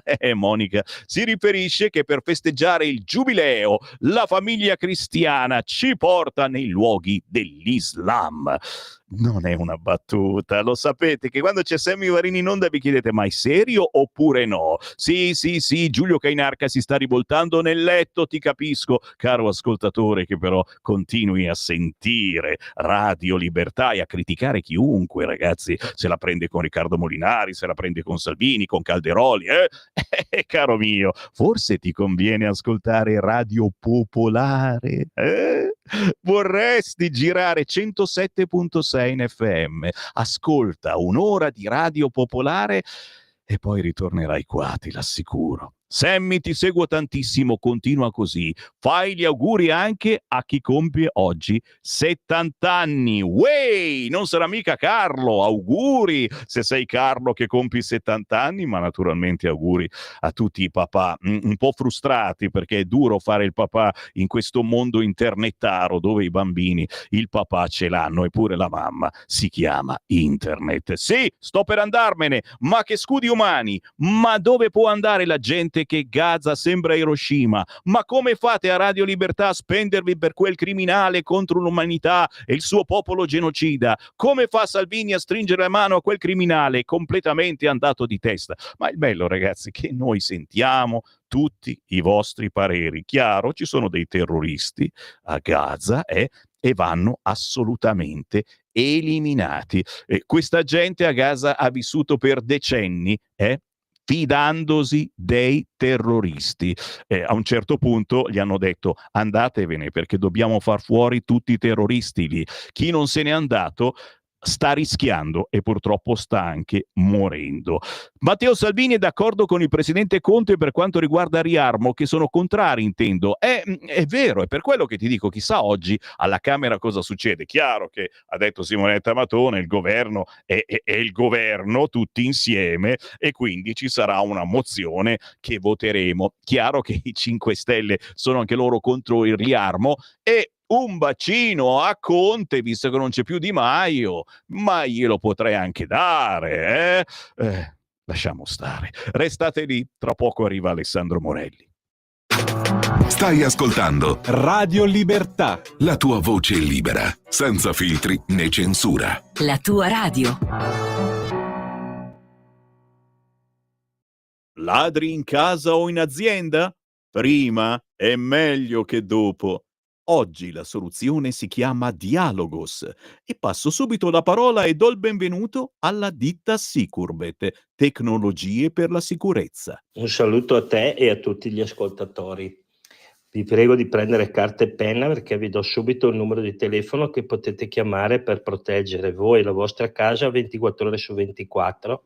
Questo è il numero di telefono che potete chiamare per il sopralluogo gratuito 389 11 89 705, ripeto 389 11 89 705.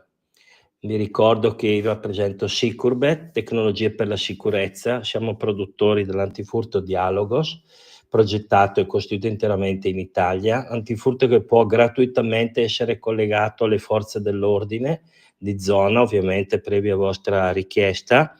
E quindi cosa succede? Una volta installato l'allarme, che si installa senza fili, quindi non ci sono muri da rompere, lo potete tenere inserito giorno e notte a finestra aperta o chiusa senza nessun problema. Se avete degli animali in casa potete tenerli liberamente. Se l'allarme scatta vi avvisa immediatamente e avvisa chiaramente le forze dell'ordine qualora vi siate collegati. Ripeto il numero di telefono 389 11 89 705. Vi ricordo che l'antifurto è anche coperto da una garanzia integrale totale per 2 anni con sostituzione gratuita del prodotto nel caso si dovesse guastare. Una garanzia del genere so che non la offre nessuno, ecco. Per cui voi valutate, abbiamo varie soluzioni, chiaramente anche videocontrollo, quindi telecamere, sensori da giardino, telecamere intelligenti e via dicendo. Vi ripeto il numero di telefono che è 389 11 89 705. Un saluto a tutti e ricordatevi sempre che prima è meglio che dopo. Ladri in casa? Installa Dialogos 389 11 89 705. Dialogos è l'antifurto senza fili che ti permette di stare in casa con l'allarme inserito, anche ai tuoi amici animali. Chiama il numero 389 11 89 705. Antifurto Dialogos e sei protetto 24 ore su 24. 389 11 89 705. Sicurbet. Prima è meglio che dopo. Per la tua pubblicità visita il sito radiolibertà.net.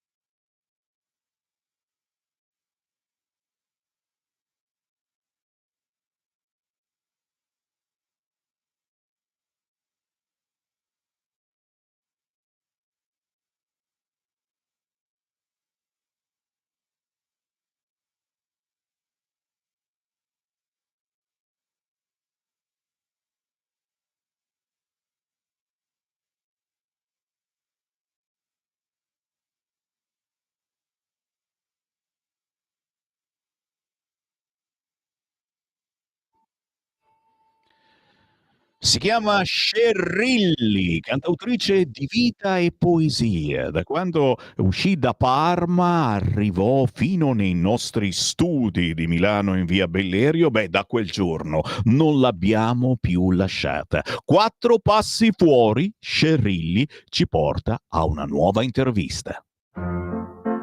Va ora in onda L'Italia da fare, il punto sulla politica economica con Alessandro Morelli.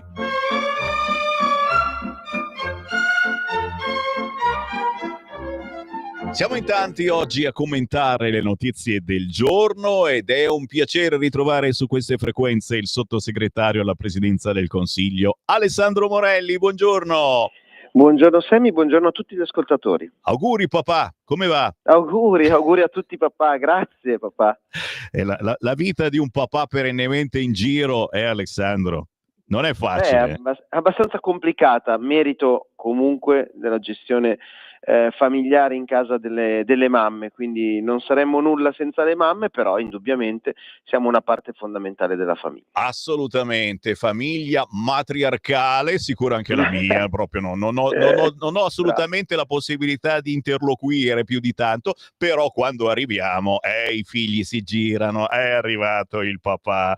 Alessandro, non so da dove partire. Sai da dove parto? Parto dal quotidiano Libero, facciamolo vedere, che oggi la Milano Cortina 2020, zittite le cornacchie, la pista da bob è pronta, i lavori corrono. È vero Alessandro? Ma guarda, chiaramente io tocco ferro perché finché non vedo non credo in questa vita, bisogna essere tutti San Tommaso e la prossima settimana ci sarà la preomologazione, quindi il primo percorso vero olimpico, oltre chiaramente alla chiusura di tutta la fase realizzativa infrastrutturale. Venendo alle cornacchie, essendo stato quello che dal primo minuto ha sempre creduto nella possibilità di realizzazione di questa pista di bob a Cortina, per chi non se lo ricorda c'è stata una vicenda legata a questa pista di bob che è durata parecchio tempo. Prima ci dicevano che costava troppo, poi ci dicevano che non saremmo mai riusciti a farla, poi ci dicevano che sostanzialmente si stava compiendo uno scempio ambientale. In realtà di fronte a circa a qualche centinaio di larici abbattute ne verranno ripiantati 10.000, oltre 10.000 larici, quindi insomma e poi oltre al fatto che viene completamente riqualificata un'area che si era totalmente degradata, dove c'era la vecchia pista di bob del 56, totalmente ammalorata, abbandonata e completamente inutilizzabile, quindi una cattedrale nel deserto, purtroppo in una delle realtà che conosciamo tutti, più belle delle Alpi italiane e mondiali. Quindi, detto tutto questo, noi ci abbiamo sempre creduto. Oggi il titolo di Libero è perfettamente coerente a quello che penso, ma che ancora non affermo per ragioni appunto più di cabala che per altro, e dall'altra parte un grande successo della Lega, perché dobbiamo ricordare che se si parla oggi di Olimpiadi invernali Milano Cortina 2026 è grazie all'impegno della Lega in Parlamento, della Lega al governo, allora nel governo giallo-verde, e delle due regioni in particolare, ma ci sono, non devo dimenticare chiaramente anche le province autonome di Trento, sempre della Lega, e di Bolzano, con Lega in maggioranza, delle due regioni Lombardia e Veneto, che hanno messo il primo chip economico che ha permesso a tutti quanti di partire. Quindi il focus chiaramente, grazie al titolo di Libero, lo puntiamo sulla pista di bob, ma sottolineo che quella pista di bob permette all'Italia e a Lombardia e Veneto di avere le Olimpiadi. Questo significa portare economia, portare valore, portare chiaramente maggiore qualità della vita ai nostri concittadini e dall'altra parte chiaramente avere una vetrina internazionale, perché dobbiamo sempre ricordarci che le Olimpiadi verranno viste da 2 miliardi di televisori accesi in giro per il mondo. Questo significa visibilità, significa chiaramente una grande opportunità che poi porterà se le Olimpiadi andranno bene, e non abbiamo dubbi sul fatto che sia così, ulteriore popolarità per le terre che vengono toccate alle Olimpiadi, per l'Italia in generale, e quindi chiaramente negli anni successivi un ritorno economico molto importante. Quindi tifiamo per il nostro paese, a differenza di altri, ma intanto stanno arrivando messaggi al 340-6709-659. Qualcuno si chiede anche: ma che Italia gli facciamo trovare a chi arriverà per le Olimpiadi? E parliamo di violenza sempre più diffusa a Milano, ormai è in mano a giovani immigrati di seconda generazione. In Maranza la scorsa settimana sono spuntate pure le ronde che si fanno giustizia da sé, ma poi il sindaco che dopo averli scaricati, adesso il sindaco di Milano Sala ha cambiato idea e sta con i carabinieri che hanno inseguito il povero Rami, povero perché è morto il suo amico, forse perché adesso si è beccato la delega alla sicurezza e quindi con i carabinieri ci vuole parlare. Ma qualcuno giustamente mi chiede, ed questo è importante, che fine ha fatto il DDL sicurezza della Lega, perché noi siamo qui ancora, sta cambiando il mondo nel frattempo, ma il problema di sicurezza c'è a Milano, nelle grandi, nelle piccole città, e la Lega c'ha questo pacchetto molto importante che forse però non viene digerito da qualche alleato. Alessandro Morelli. Ma noi dobbiamo assolutamente portare avanti questa, che è una delle battaglie della Lega, battaglie storiche all'interno oramai del nostro DNA, ma da questo punto di vista noi dobbiamo sempre sottolineare come l'impegno della Lega sul fronte della sicurezza sia stato sempre massimo. Primo tra tutti, è inutile che io qui sia a ricordare il caso che ha riguardato il nostro segretario federale Matteo Salvini, dell'indagine, anzi del processo che ha subito per 3 anni, legato proprio al lavoro che ha svolto in quanto Ministro dell'Interno. Per quanto riguarda il tema del pacchetto sicurezza, chiaramente noi stiamo continuando a lavorare su questo, ci sono sicuramente delle frizioni, inutile negarlo, nell'ambito dei partiti, degli altri partiti di centrodestra, la volontà, sarebbe necessario diminuire la volontà di portare a casa delle bandierine rispetto alla possibilità di attuare queste norme, che sono norme attesi dai nostri concittadini. Ti devo sottolineare però che a prescindere dal pacchetto sicurezza, il lavoro che si sta svolgendo dal Ministero dell'Interno, anche grazie all'ascito che aveva del lavoro che ha svolto Salvini, si sta iniziando a vedere.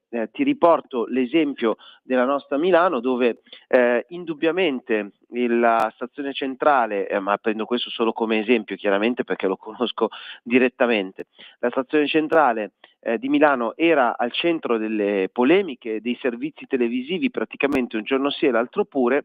Avrete notato tutti quanti che da qualche settimana, oramai da un paio di mesi, della stazione centrale di Milano non si parla più sul fronte della cronaca. Chiaramente purtroppo un evento di cronaca può sempre succedere in luoghi dove c'è così alta presenza di persone, ma non c'è più quelle continue notizie che riguardano appunto fatti di cronaca, a volte purtroppo anche nera, che interessavano quella zona. Perché? Perché a seguito dei bandi che aveva, del percorso di bandi che aveva intrapreso Salvini, le nuove assunzioni da parte della Polizia dello Stato e la disponibilità oggi del Ministro Piantedosi, l'organico della Polizia Ferroviaria anche in Lombardia è stato, e come in tutte le regioni, è aumentato, e la Polfer ora controlla anche il sedime, oltre che il sedime ferroviario, anche le stazioni. E effettivamente avrai notato, Sammy, che non si parla più della stazione centrale. Perché? Perché grazie a questo apporto di nuovi uomini c'è il controllo della piazza, e chiaramente la risposta che chiunque può o la domanda che chiunque si può porre è: ma a questo punto però le persone, diciamo i malviventi, si spostano dalla piazza della stazione. Questo è indubbio, perché non è che possono sparire solo grazie alla presenza dei poliziotti in più. Ma sottolineo che è fondamentale presidiare le piazze delle stazioni, perché nelle piazze delle stazioni ci sono le principali fermate degli autobus, dei taxi, di tutti i mezzi pubblici, luoghi che chiaramente richiamano migliaia e migliaia di persone che, scese dal treno, desiderano andare in qualunque parte delle città.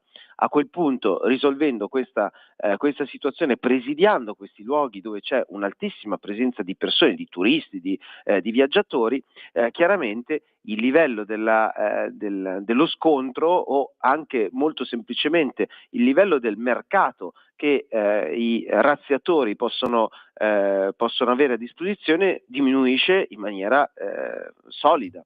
E quindi appunto non sentiamo più parlare di fatti di cronaca così gravi nelle nostre stazioni. Guarda che grazie a Salvini e oggi a Piantedosi. È vera sta cosa, l'ha certificato anche Striscia la Notizia, che non sempre chiaramente li stiamo simpatici. Vedi, non lo sapevo neanche. Sì, e fatevi un giro, è stato creato questo gigantesco cordone intorno alla piazza della stazione centrale di Milano, per cui chi compie misfatti, tra virgolette, non può scappare, ecco, prendetela così. Questo non vuol dire chiaramente che adesso andate in giro fuori dalla stazione di Milano, firu lì, firu là, guardando per aria, non mi fanno niente, no. Attenzione, anche perché adesso ve li beccate in Viale Padova, sui Navigli, proprio lunedì c'era la festa di San Patrizio, avrai sentito Alessandro, tu che Milano ci bazzichi niente male, e i leghisti giovani della Lega facevano la festa di San Patrizio, sono arrivati quelli dei centri sociali e la festa ce l'hanno fatta noi, urlando. Ci hanno provato. Sì, ci hanno provato, certo, però ti girano le scatole, perché eravamo lì a non fare assolutamente, noi giovani chiaramente, eravamo lì a non fare assolutamente niente di male, e si faceva un brindisi a San Patrizio. Sono arrivati i centri sociali urlando contro la Lega e naturalmente contro la polizia, e hanno sfasciato tutto e ci hanno fatto scappare via, ma questa è la loro legge. Parliamo di cose più serie, parliamo del nucleare. Ecco, mi stanno arrivando messaggi anche su questo argomento. L'altra settimana è stata approvata in Consiglio dei Ministri la legge delega che avvia finalmente un percorso sul nucleare di seconda generazione. Qualcosa si sta muovendo, e lo diciamo anche grazie comunque alla Lega, che ha dato un impulso già da anni, facendoci criticare da tutto il mondo, non solo di sinistra. Adesso piano piano ci danno ragione. Beh, purtroppo, guarda, lo dico con piacere, perché vuol dire che abbiamo sempre avuto ragione su tanti fronti, da Bossi in poi, ma lo dico con un certo dispiacere, perché arriviamo dopo anni e anni di lavoro, nel quale ti ricorderai, quando ci capitava di andare a parlare di questi argomenti anche negli studi televisivi, ci davano sostanzialmente dei matti. Detto questo, grazie alla Lega al governo, l'impulso della Lega al governo, chiaramente si sta facendo molto da questo punto di vista, su questo fronte. Perché? Perché oltre a discutere se realizzare, come realizzare, quale tecnologia applicare in una nuova ipotetica centrale nucleare, oltre a questo dibattito, che sicuramente è fondamentale, ma che è una seconda o terza fase di tutto il percorso burocratico che si deve mettere in pista, mancava il tassello numero uno, e cioè una norma che permettesse e che permetta di realizzare il nucleare con una filiera industriale. Oggi il nucleare è permesso unicamente per ragioni accademiche o mediche, quindi per ricerca scientifica o per ragioni mediche. Sappiamo tutti perfettamente quanto il potenziale nucleare venga utilizzato anche appunto negli ospedali, anzi grazie a Dio che c'è questa disponibilità. Tu pensa se i contrari al nucleare si fossero mai accorti che i raggi X o molte tecnologie mediche che salvano le vite sono prodotte, sono realizzate grazie e sono attuabili grazie anche agli strumenti nucleari.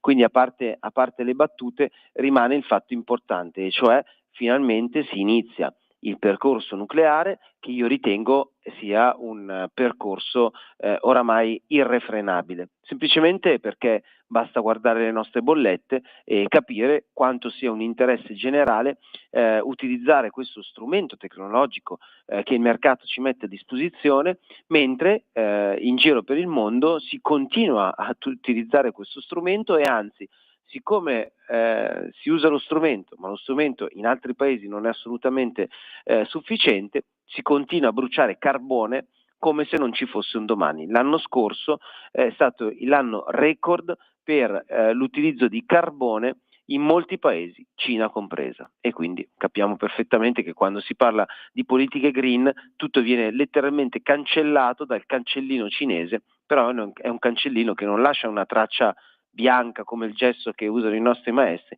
nelle scuole, ma una traccia nera come il carbone.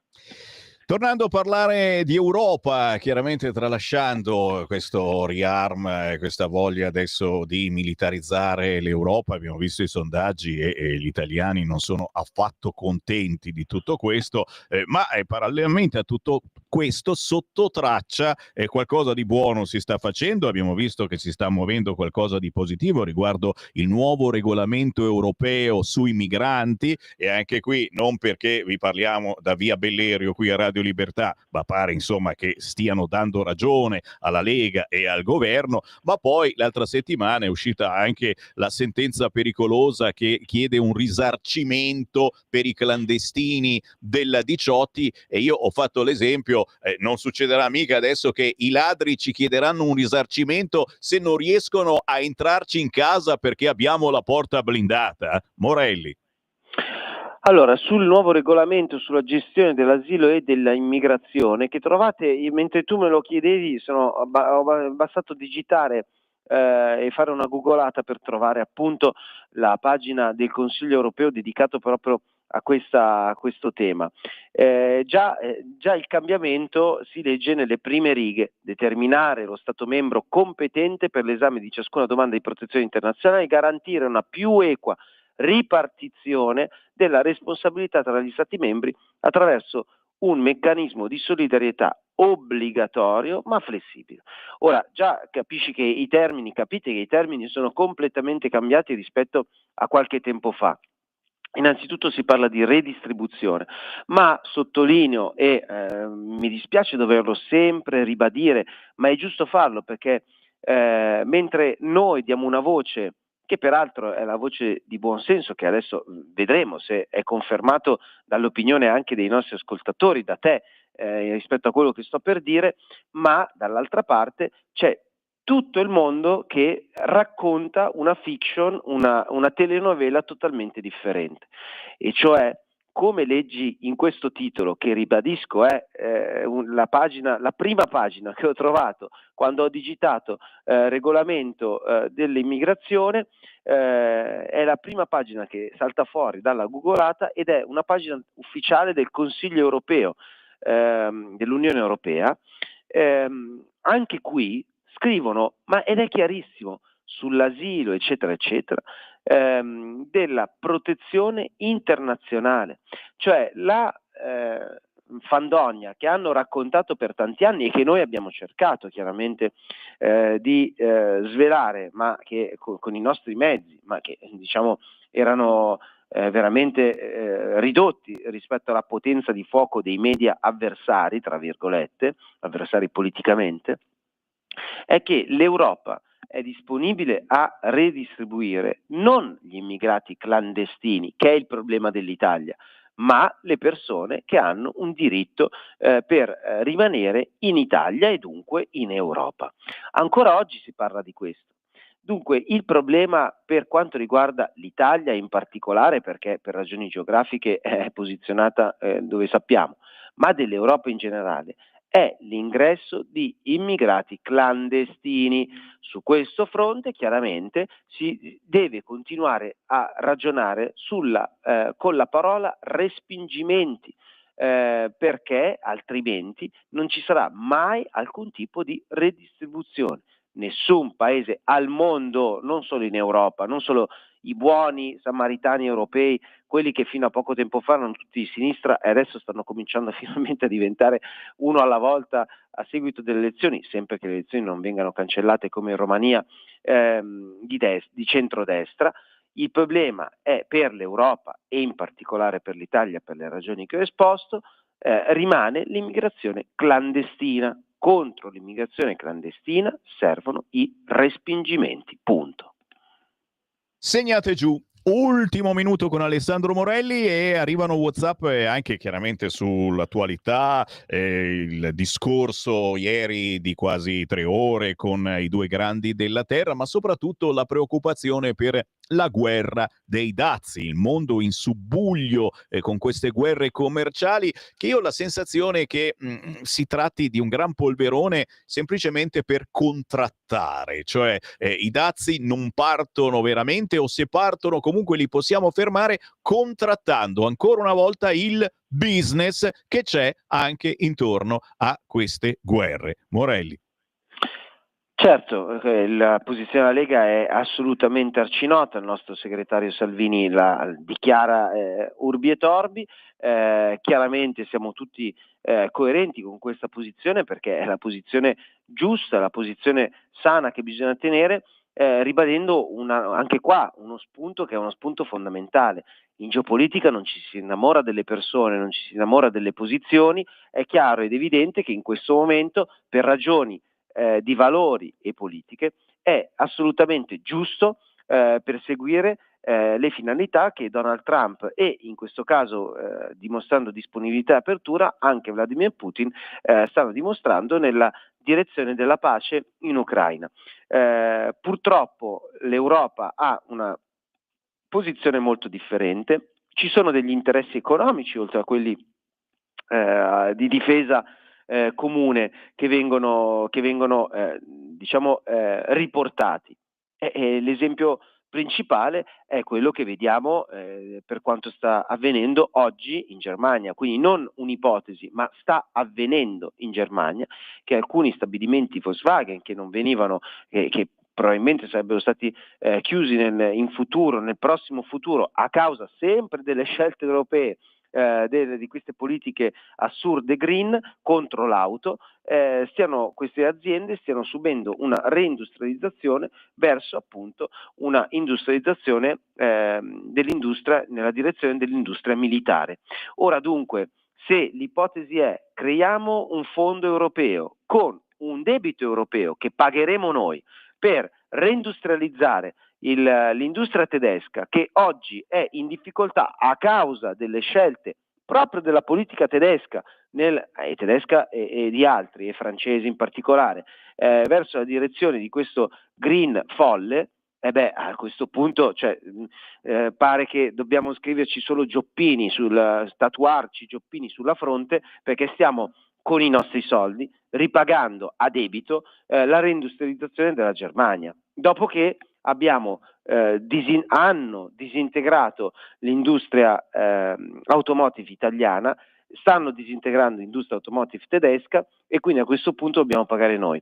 È evidente che su questo tema Salvini non sta facendo solo un ragionamento che è un ragionamento buono, di buon senso e da buon padre di famiglia verso la direzione della pace. Chiunque proponga la pace è un nostro amico, chiunque. Dall'altra parte è evidente che noi non possiamo pagare con i nostri soldi la reindustrializzazione tedesca, che non è stata causata da un cataclisma, da un meteorite che è caduto, ma è stata causata dalle scelte politiche dell'Europa, il cui capo peraltro è stata ed è una esponente politica tedesca. Mi sembra abbastanza evidente e lapalissiano che noi questa linea la terremo anche a lungo e più avanti. Alessandro Morelli, sottosegretario alla Presidenza del Consiglio. Grazie Alessandro, alla prossima.